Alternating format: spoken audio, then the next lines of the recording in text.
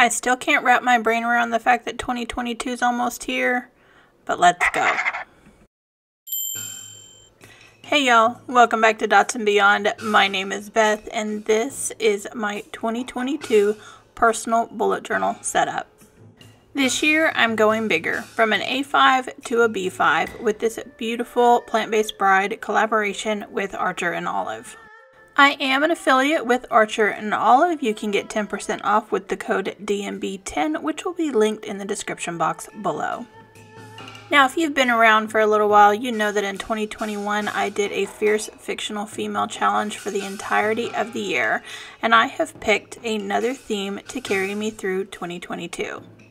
That theme is festivals and celebrations, and since 2022 is the year of the tiger, and I was born in the year of the tiger, that is what I have chosen for my annual setup. I am doing tigers as well as some palm leaves because I like how the fronds on the palms mimic a tiger's stripes. Now, I did go the easy route on this and use some stencils. So I ordered these off of Amazon. I will link them in the description box below if you want to pick up these botanical stencils for yourself. And they came with a multi-pack with a lot of different sizes. You could always freehand your palm fronds, but when you can get some help for only a couple of bucks, why not?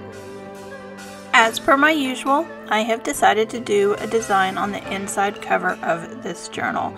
It's not going to be anything fancy. I'll have my name as well as the name for this journal, and then some of the palm fronds and a tiger's paw. For this setup, I am using a combination of Pigma Micron fine liners, mainly a 0.05, a 0.02, and a brush pen. And then I also have two of the Archer and Olive Acrylographs on standby. The orange is from the Plant-Based Bride, and then the gold or yellowy color came in a different set. While I'm setting this up, let's talk a little bit about the Chinese New Year. So while I am doing this for my annual setup, Chinese New Year doesn't start until February 1st of 2022. It does not follow the Western calendar, and there are a lot of things that are done differently in the Chinese New Year and the Western New Year, but there's also some similarities. So in the Chinese New Year, they begin celebrating on January 25th with the Little Year, making their preparations for the new year. On January 26th, they have a house cleaning. This is called sweeping away the dust and represents putting away old things or sort of a winter cleaning, kind of like we do a spring cleaning in Western society. Other traditions, they put up New Year's decorations, they offer sacrifices to their ancestors, they have a reunion dinner. There's a lot of time spent focusing on family in the Chinese New Year, which I really love. They also give red envelopes with lucky money inside of it to their kids. I know that's a tradition I would have liked as a youngster. New Year's Eve is very similar to a Western New Year's Eve. They watch New Year's Eve galas on CCTV. They set off fireworks, which makes perfect sense because we got fireworks from the Chinese, and they have a tradition of staying up late, if not all night long.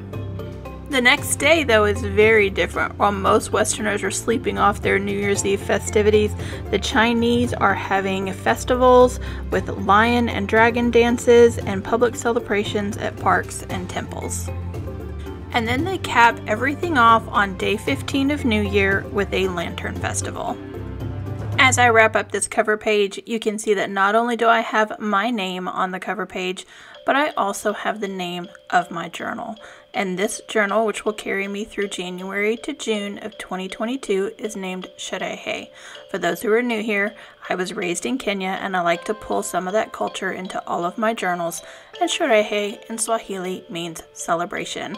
And again, I am going to be celebrating festivals and big get-togethers around the world throughout the year. This next spread is going to be a combination of my grid spacing guide, my key, as well as my word of the year.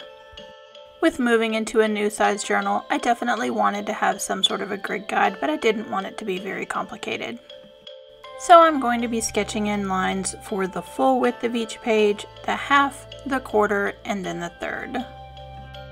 Since I'm going to be using the Acrylograph paint pen to do some of the lines, I'm going to jump back and forth between doing the grid guide as well as the tiger artwork for my key. Having more space in the B5 lends itself to an interesting dichotomy, and I go back and forth between leaving more white space so it's more aesthetically pleasing to the eye, and then packing as much stuff into the page as I can so that I'm utilizing all of the square footage. And I have tweaked my personal key just a little bit for 2022.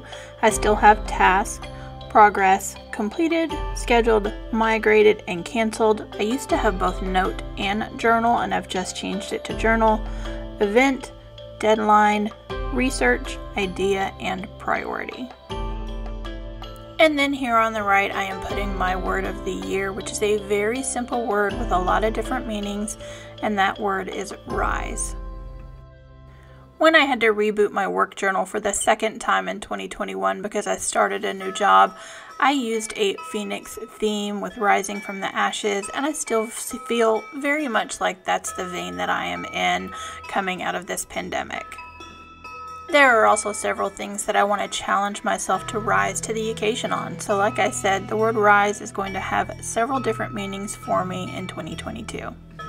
It does take me a minute to get the block lettering correct so it looks like rise as opposed to rice, but then the quote I have chosen to pair with this is from J.R.R. Tolkien and Lord of the Rings. Those of you who've been around for a while know I'm a Lord of the Rings nerd, and it reads, "Out of the doubt, out of the dark, to the day's rising, I came singing into the sun." Next up is one of the most functional spreads in my bullet journal, and that is my future log. I do not use a year at a glance because I feel like the future log does the same thing and it's just another waste of a page. But I am going to put all 12 months on this one spread since I have more real estate in the B5. And I still prefer handwriting my mini calendars as opposed to using stickers or stamps. I totally understand why people go that route. It is a hand cramped spread for sure. I also like to track what week I am on in my bullet journal. It's a habit that I picked up when I first started bullet journaling, and I latched onto it pretty quickly. So I'm going to add those week numbers here to my mini calendars as well. And I put the week number with whichever week has the most days from each month. I did add a tiger and some palm fronds, but let's move on to the next spread, which is a small finance tracker, as well as my life admin, or what I would call an adulting page. In my 2021 mid-year setup, which I will link in the cards above, I did a very lengthy financial spread with the page for every month from July to December, and I got the idea from Journal Away. It was beautiful. I loved setting it up, but I didn't use it at all. I didn't fill in a single month, and so what I have done here is just given myself a small box up in the top left corner for finances and a spot for the 12 months of the year where I can track my income at the end of each month, if I have any income from Dots and Beyond at the end of each month, and the savings that I have at the end of each month. And then below that, I have created 3 sinking funds. And a sinking fund is just a strategic way to save money in small increments. And so I have 26 lines because I get paid bi-weekly for me to save money for 3 specific things. And I have some idea of what those 3 things are going to be, but I wanted to be very intentional about saving for things like travel or things that I want to buy that are larger items. And then on the right side, I have set up a life admin spread, and I have separated this by quarter and then a 5th section for other. And what a life admin list for me is, and I'll put this on here in a little bit, are things that you do at particular times of the year that you don't necessarily do weekly or monthly.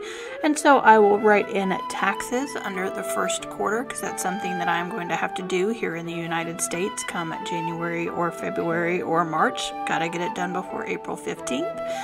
Other things include when you get your oil changed, haircuts, doctor's appointments, and I'm starting to find that those fall into very specific quarters, and so that's why I have separated mine. So at the top are January through December, and then my quarters, and I can write the day that I do those things on the appropriate box. Next up is a first time annual spread for me, and y'all, this is the very definition of commitment. And what I have discovered with this B5 is that I can set up an annual habit tracker for 5 or 6 specific habits and fit it in all the way across the bottom of the page. I am titling this page Mind, Body, and Soul, and then the 5 habits that I am going to track on this page are meditate, writing, reading, stretching, and working out. And what I'm really doing differently is that I am writing the anticipated or hoped for outcome or goal for these 5 things underneath them. So underneath meditate, I'm going to write the number 312, which is 52 weeks times 6. So 6 times a week I hope to meditate. And then 52 times 5 is 260, so that's what my goal is on stretch.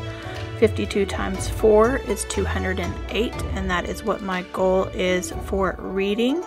And 52 times 3 is 156 times a year, and that's working out as well as writing. So I want to commit to at least doing those things 3 times a year.